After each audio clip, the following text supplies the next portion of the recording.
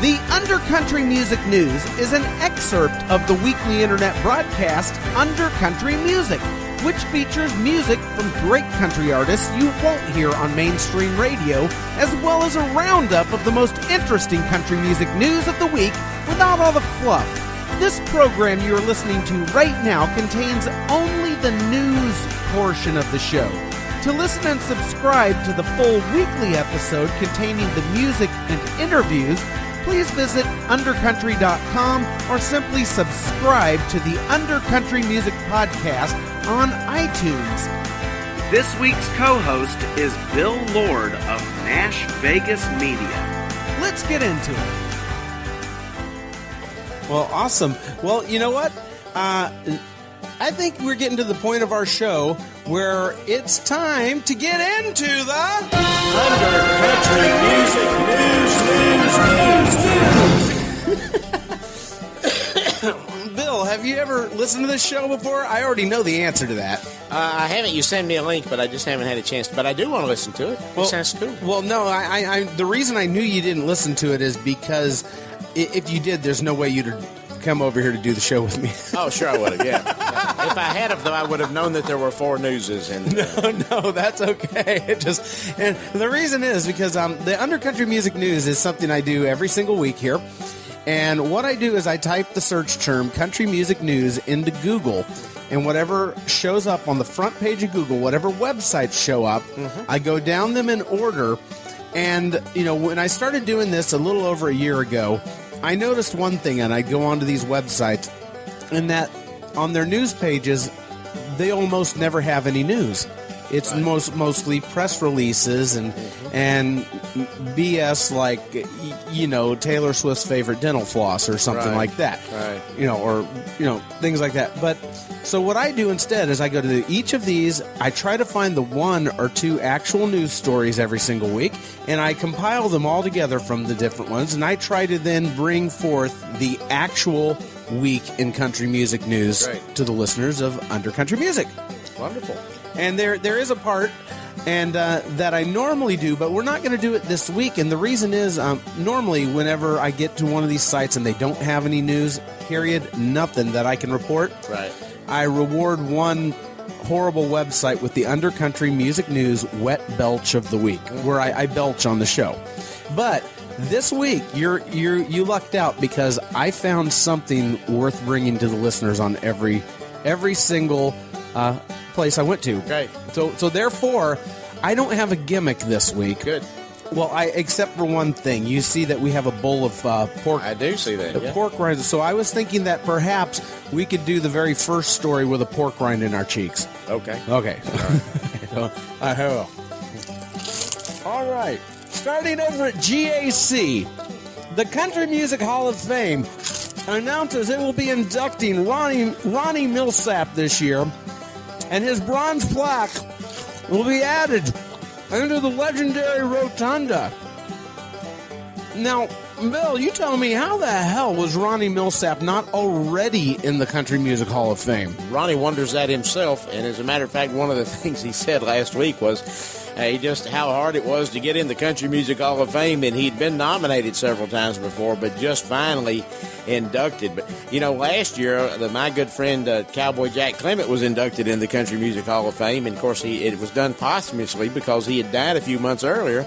And he's one of the icons of all music Nashville, period, bar none. He wrote 17 #1 songs. He produced endless tracks on folks that you can't even imagine the amount of influence he had on country music Nashville. And it took him till he was gone before he got in the Country Music Hall of Fame. So that's why. Stuff. I apparently so. Now, also over at GAC, this week they have Krystal Keith in the kitchen, back with her recipe for Italian meatloaf with creamy tomato sauce, and you should see the pictures of this meatloaf being made. I mean, that's totally not news, but it sure looks delicious. So you're looking at the meatloaf, or looking at Krystal. I don't know. Well, I mean, okay, she's a heck of a good. Okay, over at CMT, where you get your news feed from, Bill. Yep. Barry Gibb of the Bee Gees and his wife Linda have sold Johnny and June Carter Cash's former home in Hendersonville, Tennessee, for $2 million. according to the Tennessean, Nashville's daily newspaper. I don't read the newspaper. I've got this thing called the internet, The Gibbs bought the 13,880 square foot home in Old Hickory Lake near Nashville in December of 2005. However, their plan to restore the property ended in 2007 when a preservative compound ignited and destroyed the home. Right. This compound that's made to preserve a home. Now you tell me, Bill, if you're looking to preserve something that's priceless, right? Do you coat it with a flammable substance? Well, it doesn't seem like you would. I'm trying to think what they were putting on there, creosote or something, I suppose, but I can't imagine what they were painting that thing with that went up in flames like that. But it's a shame. It's really a shame. It was a historical monument out there in Hendersonville. Okay. Well, what the story fails to mention here is how big the insurance payoff from that quote-unquote fire was. Yeah, and probably it was well needed at the time. Barry hadn't had a hit in a long time, so. I don't know what the residual royalties are on some of that stuff from the Bee Gees, but the money probably came in handy.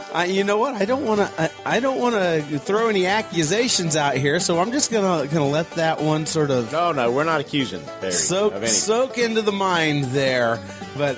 All right, moving along to Country Weekly. Carrie Underwood makes Time Magazine's list of 100 most influential people.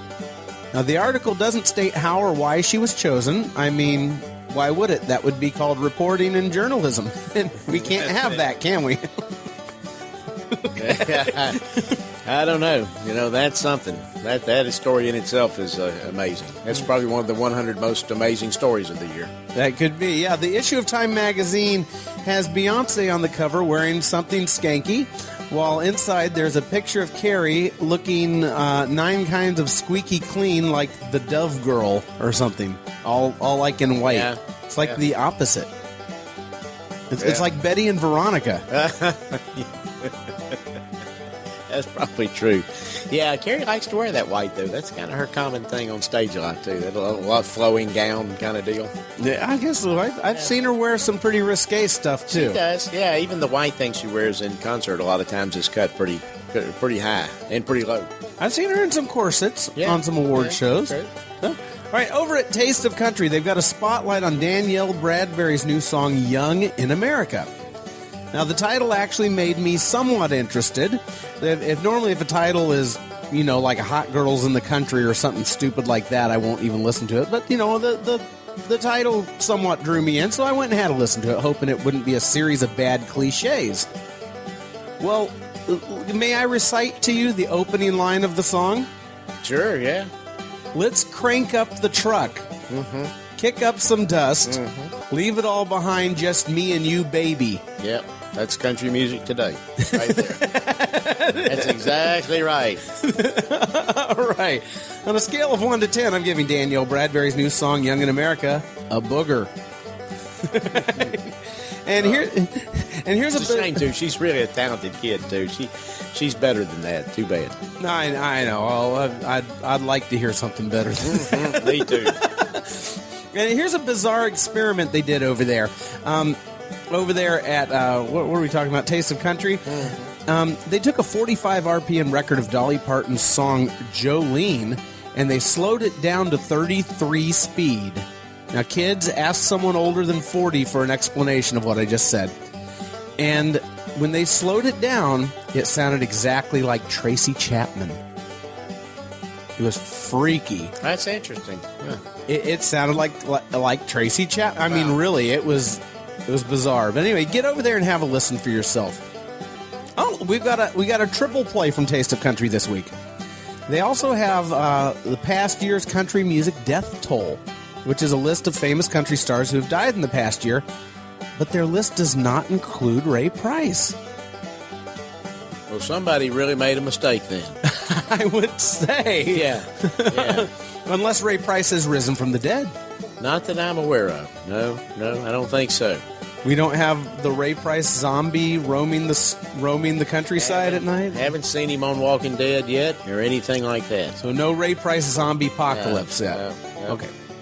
All right, over at theboot.com, speaking of merchant, I'm going to take a more serious tone with this one because the story I've got to bring you right now is absolutely no joking or laughing matter. John Brown, one of the two men who shot and killed the legendary Hee Haw star, which is why I'm wearing a Hee Haw shirt today in honor of this story. Star David Stringbean Akeman, he shot him to death along with his wife in 1973. Well, Mr. Brown is up for a parole review this past week. He murdered the famous banjo player Stringbean as he entered his own home after an Opry performance, and then the man chased Stringbean's wife down into the front yard as she tried to escape and shot her in the back of the head. Now, one member of the parole board has already flatly voted no on the option of parole for this man, while another member of the parole board, and get this, asked the review to be continued until October while a psychological review is conducted. A psychological review? Are you kidding me? It's really, I don't know. It's hard to imagine what happens in American justice, isn't it?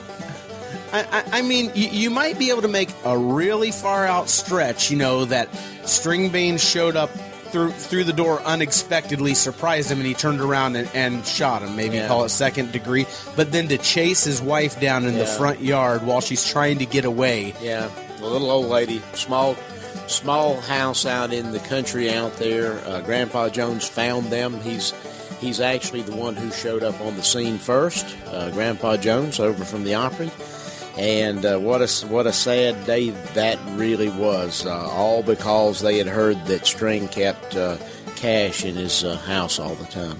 Now that is the one thing about this article that they did not touch on. I was really surprised that they didn't mention anything about the legend of the Stringbean hidden fortune. Right.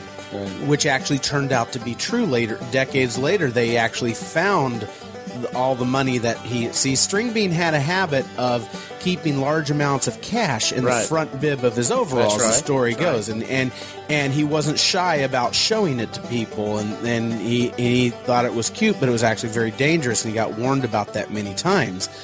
And the legend has that there was a very large stash of cash somewhere in that house, and that was obviously what drew these men there. And decades later, nobody had found it. But then decades later, I think it was like up in a chimney or something like that. And they found it, but the money had been deteriorated so badly that none of it was negotiable. It was just all little corners and dust. But it was the Stringbean hidden fortune had been found. Yeah, he came from that era that he didn't like banks. And entertainers, as you know, when they travel, particularly on tour, they always get paid in cash. And it's always been problematic for entertainers who tour, and they still get paid in cash because they have huge sums of cash on hand often. Usually when you book an entertainer, the way that they're booked, they get paid 50% at the time the contract's signed and the balance of the money when they show up for the date. And but it always has to be in cash. They don't take cashier's checks or anything like that. I'm sure some of that's changed now. It'd be kind of hard to pay somebody $1 million in cash, but... I would say... Back in those days, it was a few $1,000s. But even these days, like mid-level performers will still do that in cash. Oh, yeah. These $10,000, $12,000 guys, you have to pay them in cash. Yeah, exactly. I know I used to do a little side project with the bass player from the band Wasp, and he would tell me, and that was the way they did it. He'd come in with an armed guard. They'd put the money in a briefcase, and they'd handcuff it to the guy. And the armed guard would go sit in the bus, throughout the show, with the money on him. That's how it worked. Always, still does. Okay, moving along to Country Standard Time. They have a link to Black Prairie's new video for "Let It Out," which was all shot in a taxidermy shop. We've really got a death theme going on here, and that was not intentional. Okay. Now, all I can say is that this song is great. The song is great, and I don't say that about many new country songs. I absolutely don't. It's a mix of country, rock, and Zydeco. That sounds cool, yeah. Maybe even a little punk, and it's really dark and twisted, and you've got to see this. I mean, easily the best video I've seen this year. I need to send them a note and ask them if I can play this song because I like it so much. On a scale of 1 to 10, I'm going to give Black Prairie's Let It Out a solid 8. And the only reason it's not a 10 is because the music arrangement is a little predictable. So, you know, a lot of, you know, I think that was fair. Okay, NashvilleGab.com. About the most interesting thing I found over at Nashville Gab this week was an audio clip of comedian George Lopez calling into the radio show The Barnyard and talking about his hanging and drinking with Merle Haggard, and also about the new upcoming Cheech and Chong movie, along with his personal thoughts about coating a rolling paper with sugar while making a joint. Yeah, that sounds like Haggard. He's talking about Cheech and Chong. Oh, Cheech, oh yeah. Well, that's probably par for the course for those guys, right? He said that they're the only people he's ever met that coat rolling papers with sugar. Really? Because it makes it taste sweeter. Well, Tommy Chong's still pretty wacko. I mean, he's pretty out there. You know, he pops up on things from time to time, and he's still, man, he must still be hitting the bong pretty hard. Yeah, well, he spent some time in jail yes, he did. for for his bongs. He did indeed. Over at countrymusicislove.com, Carrie Underwood is one of 3 finalists up for the Milestone Award on the Billboard Music Awards this year. She's up against One Republic and Ellie Goulding. Now, the Milestone Award is a special award given to an innovative artist who has achieved a notable chart milestone over the past year.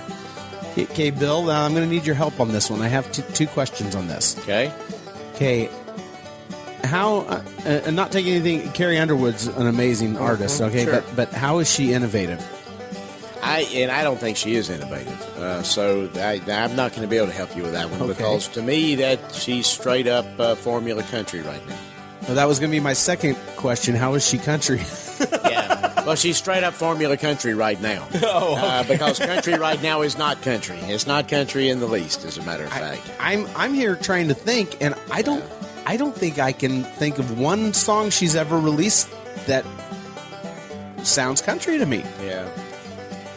You know, I mean, that's just the influence, so unfortunately, of radio and what's going on in country music these days. Now, a lot of these folks I know or have known, or particularly knew early on in their careers, and that's really the sad part about them. And you know, an awful lot of them really are country artists, and they should be. And Carrie's one I can tell you, if you turned her loose, she'd sound like Loretta Lynn. She's just, that's the kind of artist she really is. Kelly Pickler, too, a great country singer, but they don't let them do it.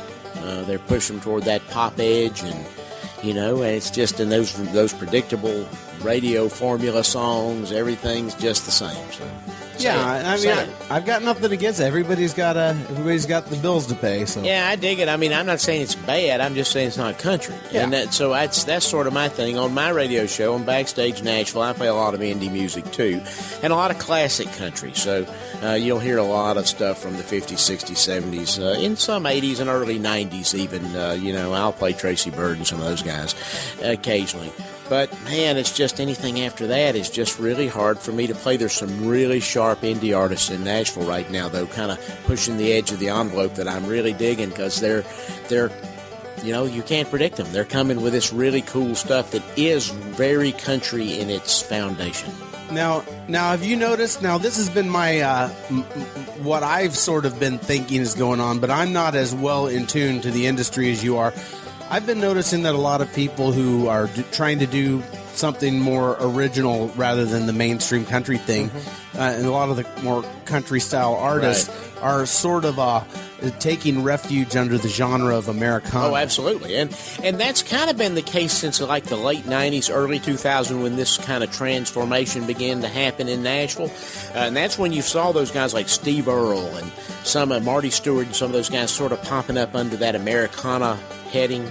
And that is exactly the truth. One of my good friends, Jesse Keith Whitley, who is the son of Keith Whitley and Lori Morgan, grandson of George Morgan, is very straightforward country. But I will tell you, he would not find any airplay on country radio. He's got to go to Americana Radio or the internet to get airplay. Another good friend, Eric Lee Bedingfield, he has busted country radio a little. But man, it's been a tough haul for him. Now, our last one on the news roll here is the 615, which is a subsection of Billboard. And they have a little blurb about the Marshall Tucker Band being honored on TV, singing contests, American Idol, and also The Voice by the contestants. There's nothing super interesting about the Marshall Tucker Band mentioned in this article except that they're planning 140 shows this year, and they are hard at work putting the finishing touches on a live recording from 1977, which means they're just releasing old catalog instead of anything new, which most classic bands do. Now, Bill, what I want to ask you as the Nash Vegas Insider is that why do all these old classic bands who are still active and really seem to shy away from releasing any new original material? And I guess the second part specific to Marshall Tucker is that I noticed this past year, that Marshall Tucker's name has been sort of name dropped in the mainstream songs a whole lot as sort of maybe I'm thinking a way to give the little street cred to the artist. Mm-hmm. But I've noticed a lot of them been dropping Marshall Tucker's name in, and that was a thing there for about 5 minutes, wasn't it? Yeah. I hadn't thought about it, actually, but now that you say it, it does strike me that way. I do recall hearing them around because I told you I'm from South Georgia. I'm from just below Macon, Georgia, and I cut my music teeth at Capricorn back in the Allman Brothers days, and Skinner and Tucker and Charlie Daniels came up and recorded. A lot of these guys cut there at Capricorn. I was just thinking about that 77 project they probably didn't finish it about the time Capricorn somewhat folded. And because I think they were on there at Capricorn at that time. I don't remember if they were there or on Asylum, but in any event, just in that era when Southern rock sort of fell apart, right? But man, what a great band. You ask why they're not cutting new material? Because there's not any good new material. The writers aren't writing great material. And the bands, these guys probably could come with something, but they're going to stick with that classic sound because that's what they can sell out on the road, right? That's what, when they go play a gig, that's what people expect to hear from them. They want to hear those road songs, those old radio songs from the 70s, and stuff that sounds like them. Well, there you go. And this has been your Country Music News. I got that part right. I'll tell you, not a good study, am I? Thank you for listening to the Undercountry Music News. The Undercountry Music News is just a small excerpt of the weekly hour-long internet broadcast Undercountry Music, where I, Neil Smith, not only round up the week in country music news and put my own spin on it, but I also play music and have great interviews by lesser-known original country acts, the kind that you won't hear on mainstream country radio. If you're thirsting for that, get on over to undercountry.com where you can listen and subscribe. You can also subscribe via iTunes to Undercountry Music. Thanks so much. Stay under, stay country.